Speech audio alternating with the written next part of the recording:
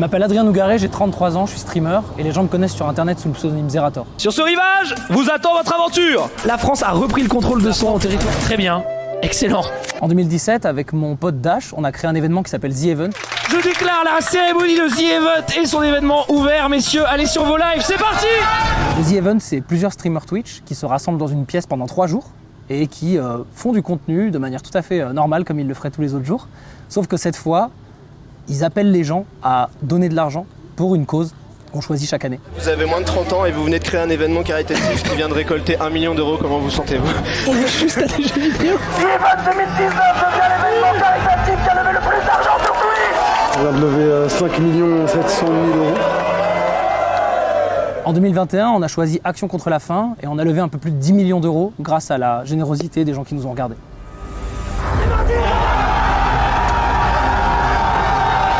Étant donné que c'était une grosse somme récoltée, Action contre la faim a décidé d'investir cet argent dans plusieurs projets dans les pays dans lesquels ils étaient présents. Comme ici, en République centrafricaine, où ils ont investi plus d'1,2 million d'euros dans des centres hospitaliers qui étaient déjà créés, ou alors dans des formations agricoles et de la pédiatrie.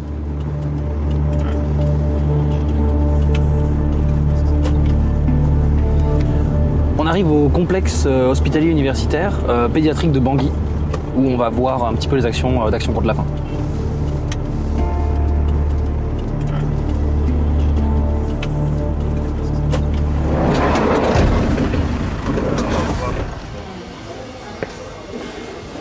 Là, c'est la salle où on fait le test d'appétit pour les enfants, quand les enfants viennent maintenant. Le test d'appétit, c'est la pâte qu'on donne à l'enfant avec selon son poids, une quantité qu'on donne à l'enfant pour que l'enfant prenne. Si l'enfant arrive à tout prendre, c'est que le test est positif, ce n'est pas un enfant vraiment qui nécessite une hospitalisation. Si le test est négatif, cela veut dire que vraiment l'enfant est très malade et c'est un enfant qu'on doit maintenir ici pour commencer le traitement par le lait thérapeutique.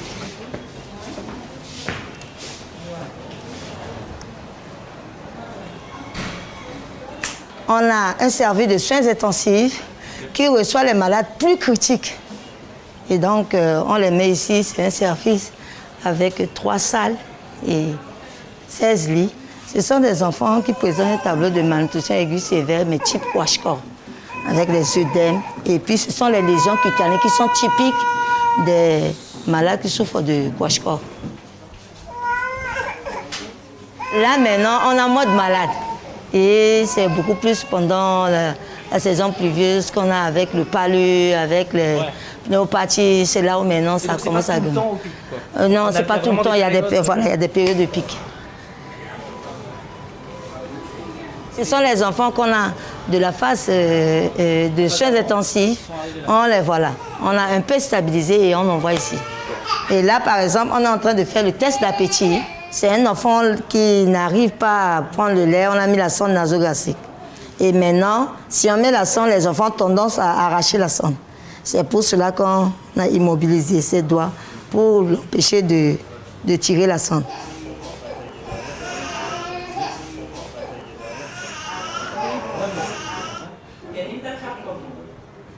Le plus souvent, ce sont des malades qui nous arrivent dans des cas vraiment très sévères.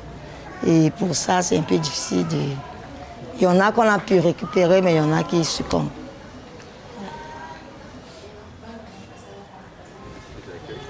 Si tout est plein, il y a combien de gens? 80 lits. Il y a 80 lits. 80 lits, voilà. Okay. C'est un service de 80 lits. C'est beaucoup quand même. Voilà.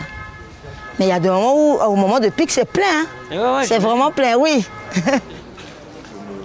Bon, honnêtement, c'est évidemment incroyable de voir des actions concrètes de ce qu'on a pu faire avec le The Event. Après, c'est pas toujours facile, hein, forcément. Je vous cache pas qu'il y avait des choses plus dures à voir que d'autres.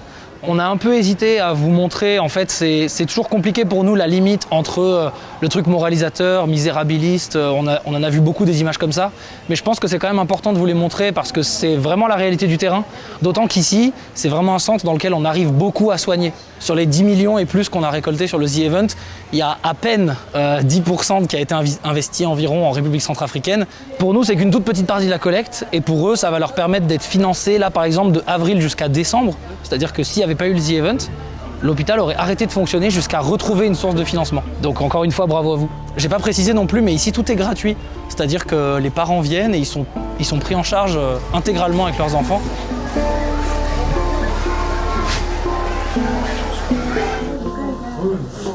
Bonjour. Bonjour, moi c'est Gaudi. Enchanté, Adrien. Bienvenue en Centrafrique. Merci. J'ai tenu à vous recevoir parce que ce que vous avez fait est très grand. Ils ont envoyé un message simple. Hein. L'humanisme doit être au-dessus de tout ça. L'être humain doit être au-dessus de tout ça. Nous étions à un moment où on se posait des questions sur les financements, avec des risques que, avec l'épuisement de ces moyens, qu'on revienne à la case de départ. Et en face, ceux qui, je parle de l'Union européenne, avec qui on avait discuté, nous ont dit, mais écoutez, vous êtes dans un pays où la priorité va à la sécurité. La santé est impactée dans ces conditions négativement.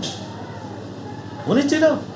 Quand ces jeunes sont arrivés de nulle part, je peux dire, hein, pour résoudre ce problème, pour combler ces lacunes. Et quand on voit ce que des jeunes comme ça font, ça doit interpeller ceux qui vont utiliser ces moyens-là. Il faut qu'on fasse du sérieux avec. Bah, c'est aussi pour ça qu'on est venu. Je pense que les gens ils vont être très satisfaits de voir que effectivement ce qu'ils ont fait c'est pas pour rien. Il y a des gens parfois ils disaient bah voilà je vais peut-être manger un peu moins ce mois-ci ou peut-être acheter un paquet de pâtes en moins, mais là je vais donner de l'argent pour quelque chose de concret et long terme. Je pense que ces gens-là particulièrement ils vont être très touchés par toutes ces images. Est-ce que vous dites? Il faut prendre conscience de ça, parce qu'on oublie ce que les gens, le sacrifice que les gens ont fait en amont. Je les prends un peu comme des sauveurs. Mais la question c'est, mais après eux.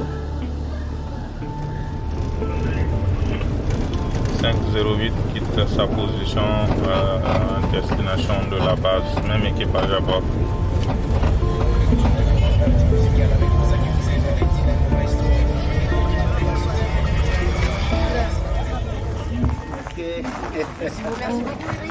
À bientôt. On est ici dans la base principale d'Action contre la faim à Bangui, la capitale de la République centrafricaine. Dans le pays, Action contre la faim, c'est environ 400 personnes, à savoir 380 staff NAT, c'est-à-dire des gens qui ont la nationalité et qui travaillent pour Action contre la faim, et environ 30-40 d'expatriés qui travaillent ici à plein temps. Je suis pas venu parmi nous. Merci beaucoup. Je suis là depuis 15 ans. Voilà. Ah ouais, 15 ans. Ouais. Merci à vous. Pourquoi aujourd'hui Action contre la faim a besoin d'être en Centrafrique? Alors je sais que c'est une grande question, mais voilà, d'essayer globalement d'expliquer aux gens ce qui se passe ici et pourquoi vous êtes là. La Centrafrique, il faut savoir que c'est l'avant-dernier pays sur l'indice de développement humain. On parle de plus de 3 millions de personnes dans le besoin, ce qui représente à peu près 60% de la population, donc ce qui n'est pas négligeable. Les infrastructures du pays sont au plus bas et c'est une crise qui dure et se répète depuis des décennies. La République centrafricaine est un peu une crise oubliée. Ouais. Donc ça passe par des hauts et des bas en continu. Tu veux dire politiquement par exemple? Voilà. Okay. Quand c'est vraiment l'urgence, ça fait un peu la une. Il y a des bailleurs, il y a de l'argent qui vient. Ouais. Et puis petit à petit, on retombe dans les travers de la crise. Il y a moins de bailleurs, moins d'argent. Ouais. Et voilà. Qu'est-ce que c'est globalement les activités? Alors, ACF en Centrafrique, on travaille dans plusieurs secteurs. On travaille dans la santé et la nutrition. Ouais. La santé mentale et les pratiques de soins, l'eau, l'hygiène et l'assainissement, et enfin la sécurité alimentaire. Okay. Dans chaque secteur, en fait, c'est des secteurs sous-jacents de la malnutrition. On parlait aussi des formations, vous faites des formations agricoles, je crois, pour des familles en Centrafricaine. Oui. Est-ce que tu peux un peu nous parler de ça? Notamment du coup, avec les fonds du Z-Event, ça nous permet aussi de maintenir un centre de formation qu'on a en activité dans le nord, à Bossangoa, où c'est un peu une école pour l'agriculture.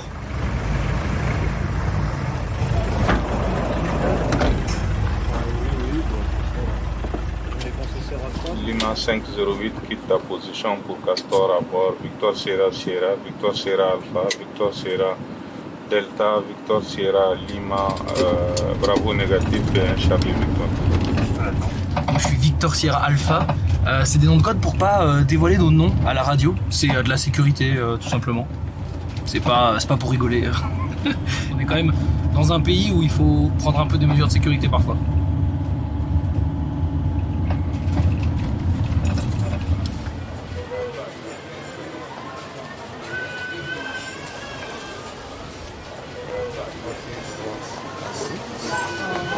Donc ici, on est à l'unité de nutrition thérapeutique ambulatoire.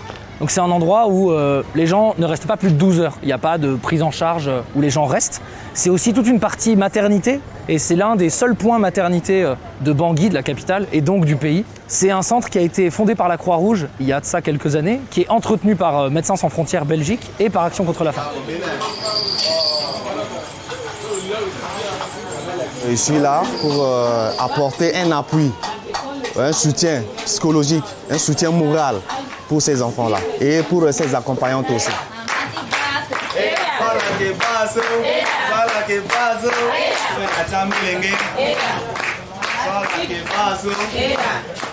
Dès que ces enfants sont malnutris, automatiquement, ça touche le niveau psychique. Voilà pourquoi on apporte cet appui-là sur le plan santé mentale. Et de même, les accompagnantes. Un enfant qui est malnutri, l'accompagnante est vraiment dans un état désarroi. Donc il faut toujours accompagner cet enfant-là. Ici, on voit des gens qui arrivent et qui soit amènent leurs enfants dans les consultations pédiatriques pour savoir si leur enfant a besoin d'un traitement ou alors si le traitement qu'ils ont eu fonctionne. Ça peut être de la nutrition ou des médicaments. S'il se trouve qu'il y a des complications avec un enfant ou même un parent, en fait, il reste pas ici. Ça, c'est vraiment une première unité de traitement. Il est envoyé directement soit au centre pédiatrique, soit à l'hôpital général qui est en face. C'est tout aussi important ici, bien sûr, parce que c'est aussi un premier contact. En fait, c'est un premier contact avec le personnel de santé.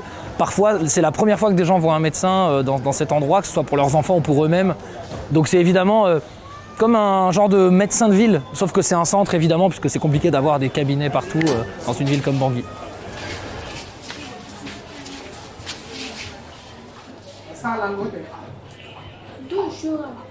Il est un peu malade. Il a l'infection néonate. La couleur de yeux là devient jaune. C'est jaune. Je vais donner le Clamoxyl, l'antibiotique.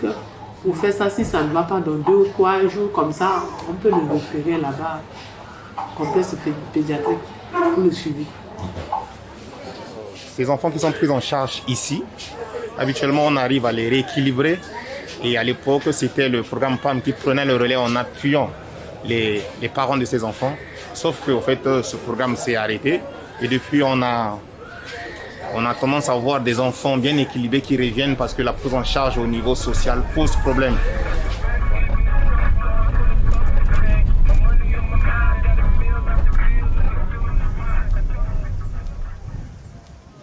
Mais là, tu vois, c'est rigolo de se dire que le premier The Event, on l'a fait dans mon salon. Le deuxième The Event, c'était dans un garage. Et bon, maintenant, c'est un peu plus gros, mais de se dire que ça amène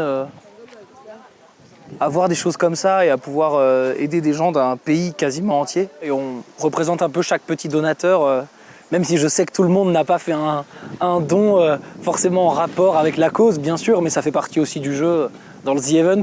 Et on est venu aussi pour leur montrer que ça sert à quelque chose. Et que c'est important de se souvenir que le The Event, c'est d'abord un combat humanitaire, avant d'être la clownerie. Mais on aime bien faire les deux. Alexandre et moi, on fait chaque année des collectes d'argent en faisant du jeu vidéo sur Internet.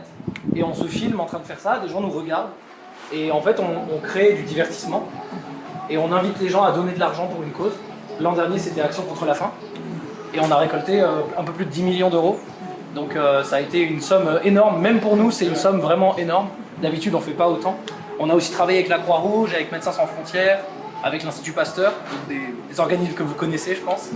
Et voilà. C'est la première fois, par contre, qu'on se déplace dans un pays et pour voir les actions qui résultent de la collecte. Donc on est très content d'être venus. Merci beaucoup, encore une fois. Bravo pour ce que vous faites. Et c'est vrai que l'argent qu'on lève c'est important, mais si vous n'étiez pas là, il ne servira à rien. Donc c'est grâce à ces fonds que l'intervention va continuer jusqu'au 31 décembre. On espère que d'ici la fin de l'année, d'autres donateurs vont se manifester pour que toutes ces actions entreprises par Action contre la faim au niveau du CHIPB, où les agents de santé font un travail extraordinaire, puissent continuer au bénéfice des enfants de la République centrafricaine. Je vous remercie pour ce que vous avez fait pour notre pays, ce que vous avez fait pour les enfants centrafricains, ce que vous avez fait pour les malnutris. En tout cas, je vous remercie infiniment. C'est vrai que cette année, encore plus que les autres années, on peut le dire, le The Event sauve des vies. On en est là. C'était déjà vrai les années d'avant, même la première année c'était déjà vrai avec Save the Children, même si l'événement ne portait pas le nom de The Event. Mais c'est encore plus vrai maintenant qu'en plus les moyens déployés peuvent être colossaux grâce à la taille de la collecte. Donc ouais, il faut que les gens se rendent compte que c'est incroyable, c'est vraiment incroyable.